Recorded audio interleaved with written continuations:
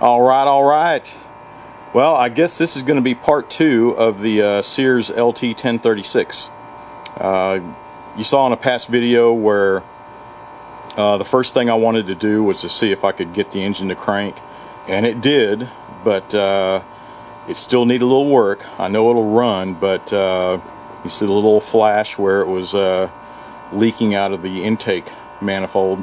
This time I have yanked the engine. You can see down here. I yanked the engine here. Wasn't too bad. And I've got it sitting over here draining the oil. I went in and took it out before I drained the oil just because it was so cramped under the hood there, and I knew I'd have an open space. So you can see it is pretty dirty all the way around. The oil was a little black, but not bad. But for this video, I'm going to take the valve cover off, even the head. I'm going to give it a valve job. I think you can see over here where the intake, there's a lot of crap in there. And I'm thinking it might be obstructing the valve from moving like it should. And the exhaust actually looked okay. What else? Yeah, I'm just going to take this thing apart and clean it up, rebuild it, and probably even paint it. And because everything's working, thank God the starter's working. I don't know how much those would be now aftermarket, but and the pulley there at the bottom, I did take the bolt off, but you can see it's probably going to I'll probably have to torch it to get that thing off the shaft. Yeah, that's always a pain, but you know, we got to do it. Yeah, so I think that's what this video is going to be. I'm going to take apart, rebuild, and restore this Tecumseh engine. And I know a lot of guys out there are like, man, get rid of that Tecumseh, you know. And I kind of feel that way too. It would be kind of neat to grab one of these Briggs & Strattons I have. I have a 19 horse single cylinder, and I have a 16 horse one of the older, it's not a V-twin, but it's a twin cylinder, you know, the side-by-side box heads. And that would be kind of neat to put in there too. But for this project, you know, I'd kind of like to keep it all stock. You know, it'd be kind of cool if I can get this Tecumseh engine running the way it should, and everything will be factory on this on that LT1036.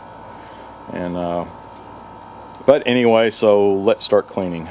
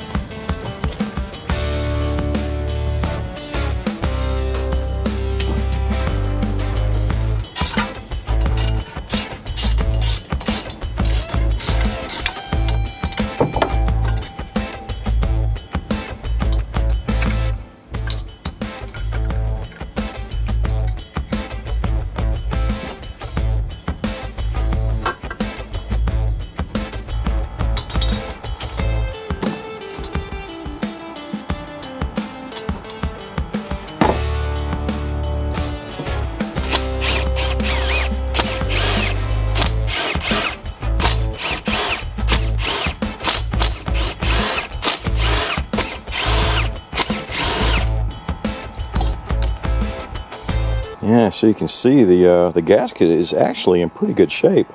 Surprisingly solid. So I think I can clean that off and reuse it. Just need to clean this up. You can see how much junk has fallen out of there. I mean, that is really thick stuff. You can see the valves are not seating at all. So it's kind of hard to start when your exhaust valve here is almost sticking out. So it reduced the compression. Here's the intake. And you can see it's just both of them. I guess that's why it was blowing fire out back out of the intake. You know, whenever it would fire off, it was just these things are open. So okay, well, I'm going to finish taking these off too, so I can take a look, and you know, we'll have to do the compress those valve springs on there. Alright, so there's the valve springs. See if I can get a light in there. You can see in there, and you can see up there. Yeah, you can see all the carbon buildup that's been in there for a while. So I'm going to compress these springs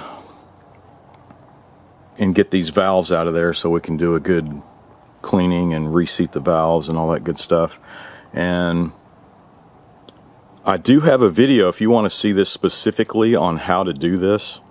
I have a past video that covers that specifically, and that's using the valve compressor, the spring compressor, and I'll include a link to that, and we'll get this sucker cleaned up.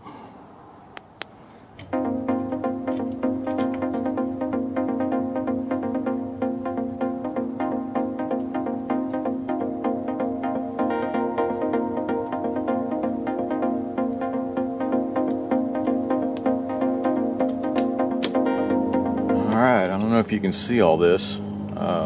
Try to get it focused in. But I was looking at, this is the intake valve, and this one's the exhaust. And you see on the inside there's just a lot of pitting. I don't know if you can see it from there. There's a lot of pitting on the underside, and some up here on the shaft.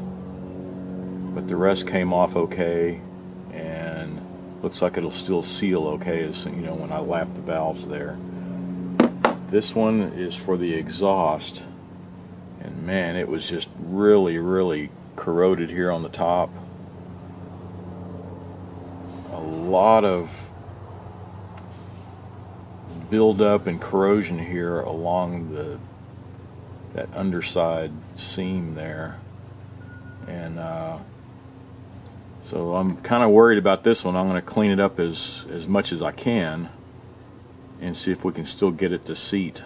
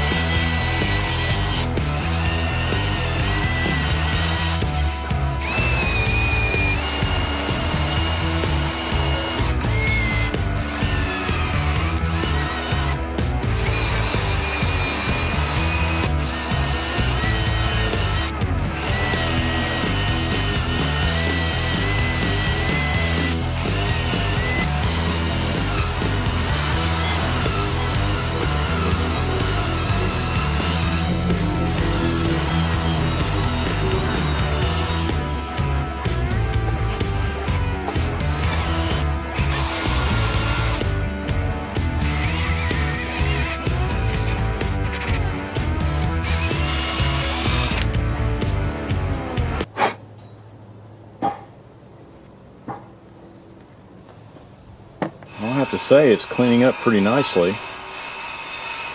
There's some discoloration and stuff, but I could polish that off if needed. But I was looking at the cylinder. The cylinder looks, it's in great shape. There's no scoring at all. So I think I'll concentrate on the valves now. Make sure these things will seat properly.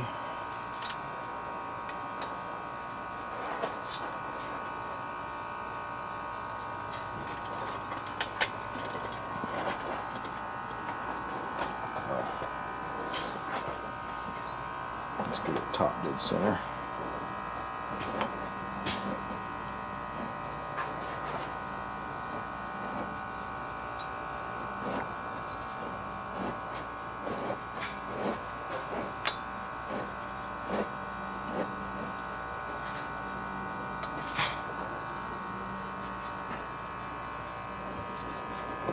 Yeah, I think they'll seat properly. I just need to I'll clean them off a little more, as much as I can.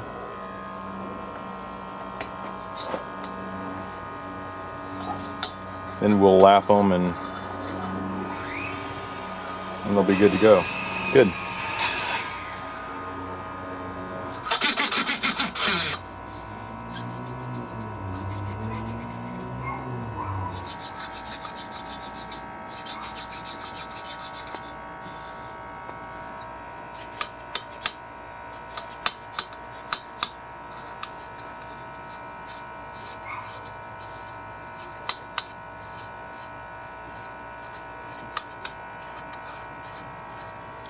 Alright, well, I think that's got it.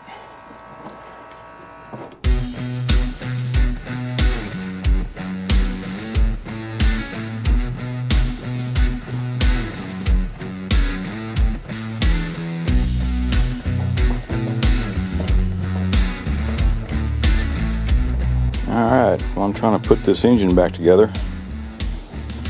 And I lost one of these nuts.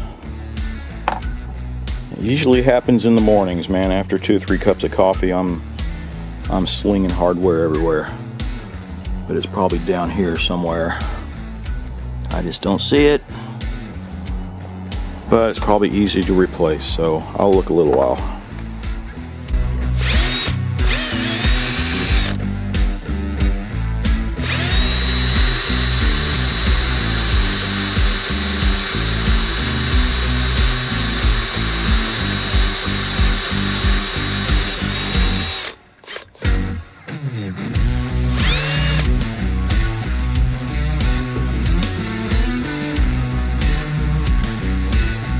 Well, I got it all back together, and